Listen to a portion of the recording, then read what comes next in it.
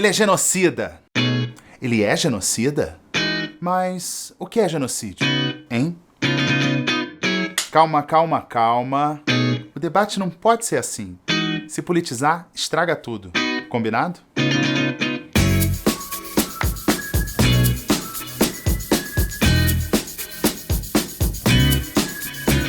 Coluna do Galvão de volta. Tudo bem, gente? Olha o meu nomezinho aqui. Um aviso, um convite. Me segue lá no Twitter. Você se lembra que eu faço ainda, mas não tá dando tempo? A coluna vi no Zap aqui? Então, eu tô meio que fazendo isso lá no Twitter, revelando o que eu encontro nos grupos bolsonaristas no WhatsApp. Memes, teorias da conspiração sempre, vídeos, áudios, eu compartilho com você lá no Twitter. Quando der, eu faço aqui também. Me segue lá. Essa aqui é a volta da coluna clássica em português. Você deve ter visto o vídeo que eu fiz em inglês sobre como o governo Bolsonaro vem lidando com a crise sanitária da Covid. Viu? Não entendeu? Não tem problema. Manda para alguém lá de fora que entende inglês para que ele ou ela saiba o que está acontecendo, por que a gente virou o epicentro da Covid no mundo. Tem a parte 1 e a parte 2. Aqui no canal, só procurar. Bem, antes de começar, vocês sabem que meus vídeos têm um caráter aleatório, eu sempre falo do meu cachorro, o Francisco, vocês viram ele aqui. Vocês devem saber, eu falei, menina, ele quase morreu. Tô exagerando não. Vou contar no fim do vídeo, tá? Primeiro eu vou com a pauta do dia, que essa sim é de interesse nacional e internacional. Vamos lá? Genocídio. Quando eu aprendi essa palavra, a ideia que me ensinaram foi: genocídio é quando morre muita gente, ou seja, seria uma espécie de coletivo de assassinato. Matou muita gente, genocídio. Eu me aproximei desse assunto de forma mais acadêmica na época da faculdade. Além de jornalismo, eu me formei também em relações internacionais. Eu comecei a estudar esse assunto com uma abordagem histórica e também jurídica. Eu não sou jurista nem historiador, vale lembrar, sou jornalista e é com esse olhar que eu venho aqui hoje. Bem, hoje por conta da pandemia e da política absolutamente desastrada, negligente, displicente, com notas de indiferença à vida humana e também promoção de remédios que não só não são eficazes para tratar ou prevenir a Covid, mas são remédios que fazem mal, o termo genocídio veio à tona. Nós sabemos, é uma política que atacou as medidas conhecidas para lidar com o vírus. Distanciamento social, a vacina e até o uso de máscaras. Uma catástrofe.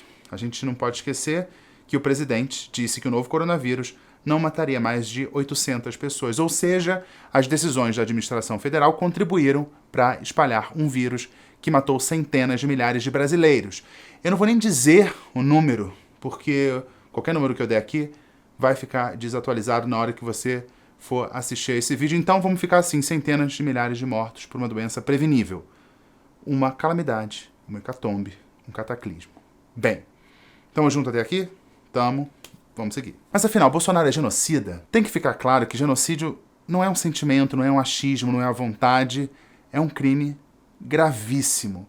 E o que eu vejo é que é um esforço para colar no presidente esse rótulo, genocida.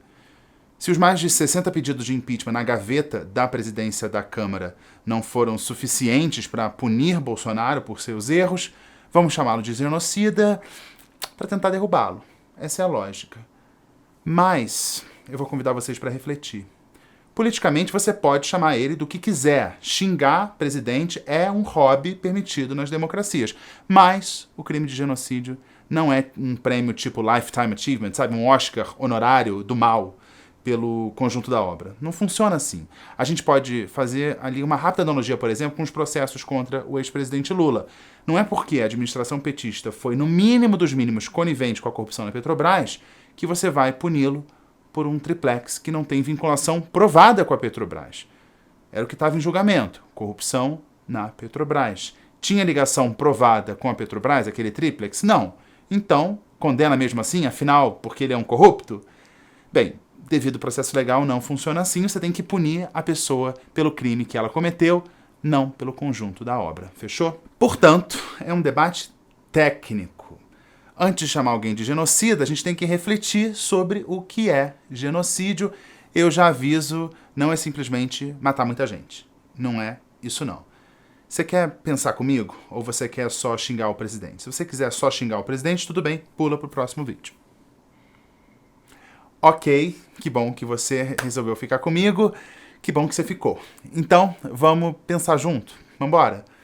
Antes do pensamento mais complexo, tem que ter aí umas informações, digamos, enciclopédicas.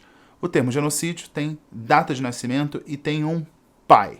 Foi criado pelo advogado polonês Raphael Lemkin durante a Segunda Guerra Mundial, em plena execução do Holocausto nazista.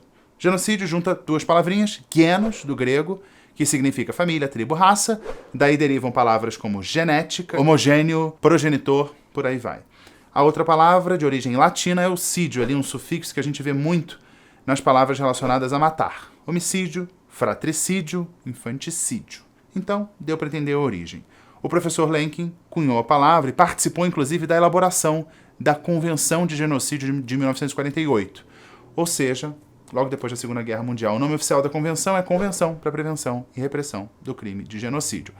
A origem da palavra é muito importante para definir o crime. O genos, como eu disse, está ligado à família, tribo, raça, lembra? E isso aparece lá no artigo 2, por exemplo. Vamos lá, artigo 2. Na presente convenção, entende-se por genocídio os atos abaixo indicados cometidos com a intenção de destruir, no todo ou em parte, um grupo étnico, racial ou religioso, tais como, e aí vai discorrer os crimes. Mas olha aí a definição. Destruir um grupo nacional, étnico, racial ou religioso. Não se fala em quantidade de pessoas. O alvo é um grupo específico, unido por uma questão ali cultural, racial, religiosa. Não é um grupo de pessoas quaisquer. Não é um grupo que estava ali passando. Tem que ter essa unidade, segundo a Convenção de Genocídio. Fica claro que o alvo tem que ser diferente do agressor, do assassino. O alvo tem que ser outra nacionalidade, outra cultura, outra raça, outra religião. Raça, obviamente, não é algo que exista, mas se o agressor agride, ataca por conta da raça, você configura genocídio aí, acho que ficou claro. Mas eu vou ler de novo o artigo da Convenção do Genocídio, porque tem outro detalhe importante. Entende-se por genocídio os atos abaixo indicados, cometidos com a intenção de destruir, no todo ou em parte, o grupo nacional, étnico, racial ou religioso. Eu quero destacar a palavra intenção. Isso é muito importante. Pela Convenção, os executores de um genocídio, eles têm que ter uma intenção ali manifesta, tem que ter algo além da vontade, tem que ter uma decisão, tem que ter uma prática. Eu fiz um vídeo já aqui no canal em que eu abordo o genocídio de uma forma diferente da que eu vou abordar hoje aqui. Eu falo dos 10 passos para detectar o genocídio, uma espécie de cartilha feita pela ONG Genocide Watch. É bem didático. Pode não ter um genocídio em execução, mas você pode estar ensaiando um genocídio. Como saber? Assista ao vídeo 10 passos. Em que passo desses 10 estaria o Brasil? O link está na descrição. O título, Genocídio, 10 passos para detectar ou evitar um genocídio, está lá, veio aqui no canal. Hoje eu queria aprofundar um pouco essa questão da intenção. Pensa comigo, viaja comigo. Se você é representante de um Estado, um chefe de Estado, acorda e pensa, vou promover um genocídio. O cara, por mais mal intencionado que esteja, ele tem que tentar dar uma disfarçada. Afinal, pode pegar mal. Tem aquele pessoal chato, sabe, de direitos humanos, que pode encher o saco. Tem aquela patifaria do Tribunal Penal Internacional. Ainda mais se você for de um país que não é lá uma potência, uma megapotência nuclear, então você estaria ferrado. Então eu imagino que um genocídio em potencial queira dar uma disfarçada, uma escamoteada. A intenção não poderia ser tão óbvia quanto foi no passado, por exemplo. O genocida do século XXI tem que sofisticar as práticas dele se comparadas ali com as dos colegas do passado. Eu vou dar 2 exemplos da intenção escancarada dos genocídios anteriores. No Holocausto nazista, obviamente não faltam exemplos de intenção, mas eu vou falar assim um que é assustadoramente simples. Eu visitei o antigo campo de concentração de Auschwitz, na Polônia, e eu visitei o local onde ficavam as câmaras de gás. Os presos, na grande maioria judeus, chegavam de trem, eram separados ali por sexo. Muitos chegavam de mala e achavam que sairiam da câmara de gás vivos. Eles achavam que ia tomar uma espécie de banho. Não por acaso, muitos escreviam um nome ali na mala para buscar a mala depois do banho. O banho não existia, era uma câmara de asfixia. Um exemplo claro da intenção eram os chuveiros. Dentro das câmaras de gás havia chuveiros, mas não tinha tubulação. Esse detalhe mórbido e simples revela a intenção. Alguém planejou a instalação daqueles chuveiros, compraram ou mandaram fazer os chuveiros, instalaram os chuveiros que nunca, jamais iriam funcionar. Muito perverso. O simples chuveiro era a intenção de matar ali, em massa, e nesse caso um grupo específico, ou seja, um genocídio.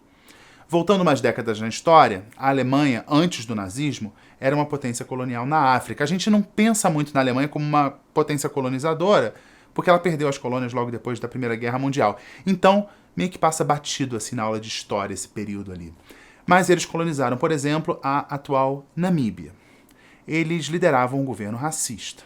Negros não podiam andar a cavalo, não podiam entrar em bibliotecas. Na justiça, a palavra de um branco valia a de 7 negros. A ideia de que os negros eram inferiores aos brancos legitimou o aprisionamento de negros em campos de concentração. Sim, campos de concentração alemães na África. E lá também existiu o primeiro campo de extermínio da história, um local onde só havia previsão de entrada, não de saída. E a intenção? Olha, estava tudo escrito, em papel, registrado. Teve uma ordem de extermínio formal, uma decisão impressa e espalhada por toda a colônia. A ordem dizia, com todas as letras, que os habitantes nativos que tivessem terras alemãs iam ser executados. Quando eu visitei a Namíbia, eu fui ao Arquivo Nacional e eu vi de perto esse documento que foi espalhado ali pela colônia. Nesses dois casos, a gente vê a intenção bem clara. Um lá no fim dos anos 30 e anos 40, outro no início do século XX. Intenções claras, contra grupos bem específicos. No caso do genocídio da Alemanha na África, eram duas etnias, os Herero e os Nama. No caso do Holocausto nazista, judeus, ciganos e tal. A diferença principal foi em proporção e nos procedimentos. No caso dos nazistas, era a escala industrial, uma lógica fordista da morte. Bem, são dois casos, dois episódios históricos facilmente classificados hoje como genocídio. No caso da Namíbia, sem qualquer punição. No caso do nazismo, com algumas punições, mas lembrando que foram atrocidades cometidas antes de existir a Convenção de Genocídio, que é de 1948. Bem, vamos pensar hoje. Para o Bolsonaro ser genocida, a gente precisaria ter uma leitura mais criativa da Convenção de Genocídio. Primeiro, a política do governo federal, que gerou mortes, não parece ser contra um grupo específico. O desastre da condução do combate à Covid pelo governo foi abrangente, não ficou limitado ali a um grupo. Segundo motivo, precisaria caracterizar a intenção. Em casos do passado, a gente viu, era tudo mais explícito. E até onde eu sei, não há genocídio com dolo eventual, ou seja, alguém que assuma o risco de cometer genocídio. Então, com as informações que temos hoje, no momento que eu gravo o vídeo, é difícil caracterizar o governo Bolsonaro como genocida no sentido clássico. Você pode achar que a convenção precisa de um protocolo adicional. Existe, por exemplo, a Convenção de Direitos da Criança, e tem protocolos adicionais, como se fossem ali uns adendos, uns anexos da convenção. Tem um protocolo adicional contra a prostituição infantil, por exemplo, e outro protocolo contra as crianças soldado. É possível ter um protocolo adicional à Convenção de Genocídio para ampliar esse conceito? Possível é, mas não existe. Então quer dizer que só temos o texto de 1948 imutável. Aí você vai dizer, tá passando pano pro Bolsonaro. Senta lá, né? Não. Mas pensa comigo, vamos lá. Por que esse fetiche com a palavra genocídio? Como se fosse o único crime gravíssimo cometido por representantes de Estado contra uma população.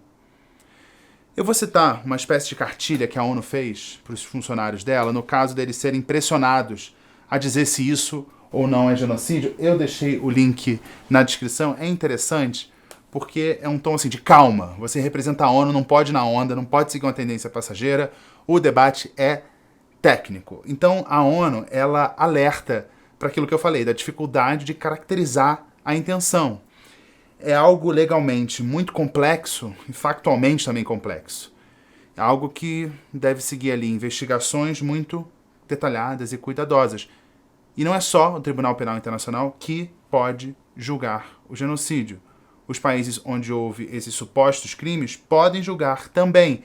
Mas esse é um tema com forte caráter emocional e politicamente sensível, e a ONU lembra que em alguns julgamentos, dentro dos países, houve politização da justiça. E na política tem espaço para exagero, vinganças, injustiças, assim é a política. Se você, como militante, quer atacar o Bolsonaro para minar a imagem dele e tentar colar a pecha de genocida, ok, é da política. Eu não sou político, eu não sou militante, eu faço jornalismo, então tem critérios técnicos para encaixar alguém como genocida. Aí o que eu vou fazer? Vou compartilhar com vocês um trechinho do Estatuto de Roma. O Estatuto de Roma foi o acordo que criou o Tribunal Penal Internacional. Texto, aliás, ratificado pelo Brasil, ou seja, o Brasil está subordinado a esse texto. E o tribunal não julga só genocídio. Vou deixar o link na descrição. Olha lá, por exemplo, no artigo 5. Abre aspas. A competência do tribunal restringir-se-á, olha a mesóclise, aos crimes mais graves que afetam a comunidade internacional nos termos do presente estatuto. O tribunal tem a competência para julgar os seguintes crimes. A. Crime de genocídio. B. Crime contra a humanidade. C. Crimes de guerra. D. Crimes de agressão. Bem, aí como quem não quer nada, eu vou pular lá para o artigo 7, que trata de crimes contra a humanidade. Parágrafo 1 está dizendo lá. Para os efeitos do presente estatuto, entende-se por crime contra a humanidade qualquer um dos atos seguintes, quando cometido no quadro de um ataque generalizado ou sistemático contra qualquer população civil, havendo conhecimento desse ataque. Homicídio, extermínio, entre muitos outros ali. Bem, vamos destacar aqui ataque generalizado ou sistemático contra qualquer população civil, não só grupos étnicos, raciais, religiosos ou nacionais. Qualquer população civil. E fala em havendo conhecimento, não em intenção. Fala em conhecimento, ciência, consciência do crime. Mas vamos lá. O que é ataque contra a população? Está lá no parágrafo 2, aqui. Por ataque contra a população civil, entende-se qualquer conduta que envolva a prática múltipla de atos referidos no parágrafo 1 que eu falei, contra uma população civil, de acordo com a política de um Estado ou de uma organização de praticar esses atos ou tendo em vista a prossecução dessa política. Bem, na B tem a definição de extermínio. O extermínio compreende a sujeição intencional a condições de vida, tais como privação de acesso a alimentos ou medicamentos. Então, a intenção de privar de acesso a medicamentos e alimentos com vista a causar a destruição de uma parte da população. Não intenção de matar, mas intenção de privar de acesso a alimentos ou medicamentos. Interessante, né? Em privação de medicamentos, durante a pandemia, há provas e mais provas de que houve boicote à vacina. A única maneira, além do distanciamento social e da máscara, de prevenir o contágio pelo coronavírus. E mais do que isso, a gente sabe que o governo estimulou o uso de remédio sem eficácia contra a Covid e, mais do que isso, remédio que faz mal à saúde. O Garrone, então, está falando que o governo brasileiro promoveu crimes contra a humanidade? Jamais. Eu só estou falando que o rótulo de genocida requer um alvo determinado, um grupo específico, e exige a comprovação da intenção. Os crimes contra a humanidade têm um alvo ali que pode ser qualquer população civil. E fala em conhecimento das ações contra essa população, não intenção de matar. É só isso que eu estou dizendo. Concluo o que vocês quiserem, tá bom? Fica combinado assim? Para terminar, eu vou citar de novo aquela cartilha da ONU feita para os funcionários, para saberem como lidar com o genocídio. São aspas aqui e diz, vamos lá, abre aspas. Ainda que o genocídio seja rotulado como crime dos crimes, deve-se destacar que não há uma hierarquia de gravidade dos crimes internacionais. Crimes contra a humanidade e os mais severos crimes de guerra podem assumir proporções igualmente chocantes e hediondas.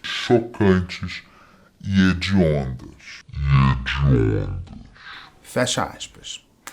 Achar que não haja um genocídio em curso no Brasil, de maneira alguma, quer dizer que a situação não seja, usando as palavras da ONU, igualmente chocante e hedionda.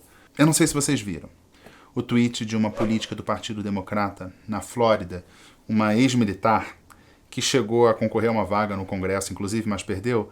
Ela alerta para a gravidade da crise da Covid aqui no Brasil, fala da falta de liderança e da incompetência do presidente e chama o presidente de genocida. Como combater isso? Segundo ela, intervenção internacional. Viu? Eu, como profissional da palavra, sempre digo, a gente tem que ter cuidado com a palavra.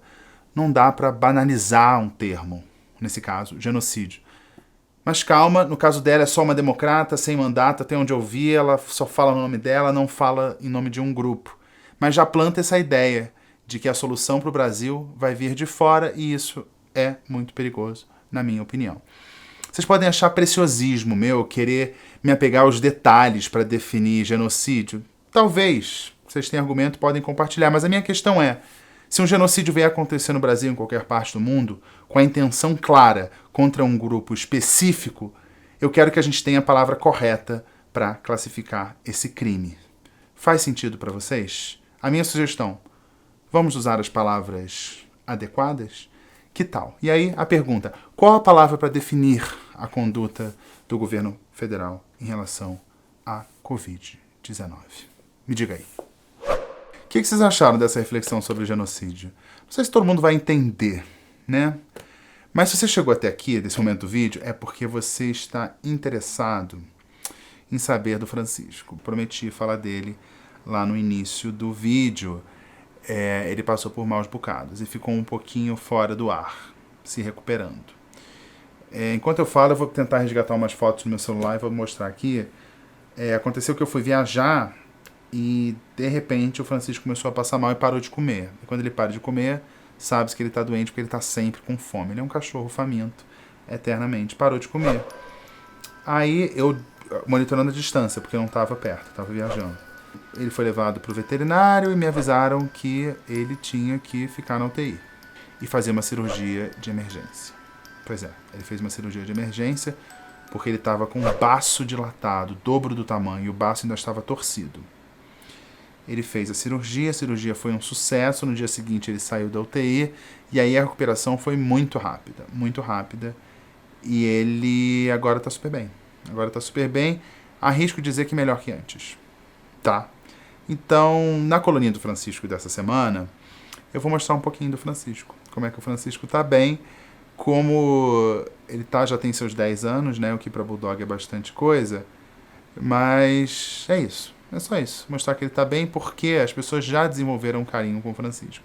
Então, depois de você ter visto essas imagens aí dele malzinho, vou compartilhar com vocês na coluna do Francisco, o Francisco todo pimpão, tá bom? O Francisco super bem, super saudável e aparentemente feliz e com muita fome, como antes. Está com fome, está feliz, é assim que eu interpreto os sinais. Bem, a Coluna do Garrone fica por aqui, sempre ficando aqui o convite para você assistir ao 4 Quartos, aquele programa que eu faço com os meus amigos espalhados pelo Brasil e pelo mundo, comentando assuntos que lhes vêm à cabeça, né? Toda quinta-feira, 8h30 da noite, ao vivo. Ao vivo é legal porque você pode participar com os comentários. Se você estiver lá ao vivo, mandar o comentário, a gente põe na tela, debate ali o assunto que você apresentar também, comenta a sua mensagem. É assim que funciona o 4 Quartos. E vai ter mudança no 4 Quartos, vai ter integrante novo no 4 Quartos e também uma reforma gráfica, outra cara. Vai estar com outra cara, não essa semana, mas talvez na próxima, tá bom? Então, Coluna do Garrone fica por aqui, assiste ao 4 Quartos, me segue lá no Twitter, tá? Para saber o que anda acontecendo no maravilhoso mundo paralelo dos grupos bolsonaristas no WhatsApp. É a coluna Vi no Zap agora no Twitter, ok? E é isso, tá bom? Eu fico por aqui, a gente se vê na próxima semana, ou amanhã, ou quando você quiser, porque aqui no YouTube é essa coisa meio atemporal. Seguir a coluninha do Francisco. Beijo, tchau.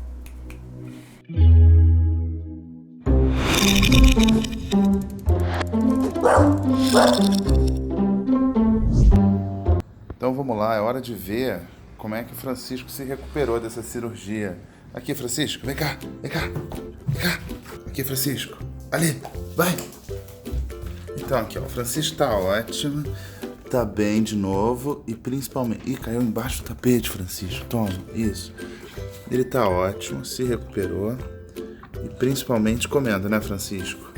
E você sabe que ele, quando o assunto é comida, ele obedece. Você manda, ele senta, levanta o patão. É aquela história, né? É aquela história, Francisco sendo Francisco de sempre. Mas ele está, aparentemente, até mais jovem. Eu não sei o que vocês pensam, mas parece até que está mais jovem. Então, cadê o patão? Isso. Então, toma aqui. Opa. Viu? Francisco, 100%. Pronto para outro. Não. Tá pronto para outro, não. É, Francisco.